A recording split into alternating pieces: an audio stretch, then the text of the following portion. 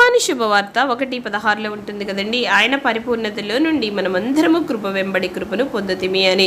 దావీదుకి అనుగ్రహించిన కృపను దేవుడు నీకు దయచేయాలనుకుంటున్నారు. దావీదు ఒకప్పుడు ఎంత దయనీయ స్థితిలో ఉండేవాడు. గొర్రెలు కాచుకుంటూ ఒక తండ్రి దగ్గర కూడా అతను నా కుమారుడని చెప్పుకోలేని అల్పమైన స్థితిలో ఉండేవాడు. అలాంటి దావీదుని దేవుడు జ్ఞాపకము చేసుకొని ఒక గొల్యాతుని జయించడానికి దేవుడు కృప చూపించి ఉన్నాడు. ఎంతో ఎత్తైన గొల్యాతుని జయించి ఒక దేశానికి, ఇజ్రాయేలు ప్రాంతానికి రాజుగా దేవుడు అభిషేకించాడు. దేవుడు తలుచుకుంటే గడ్డి పువ్వు కూడా వాడిపోకుండా చేయగలిగిన గొప్ప శక్తివంతుడు. దేవుడు నీతో అంటున్నాడు, నా కృపను నీకు అనుగ్రహిస్తున్నానని.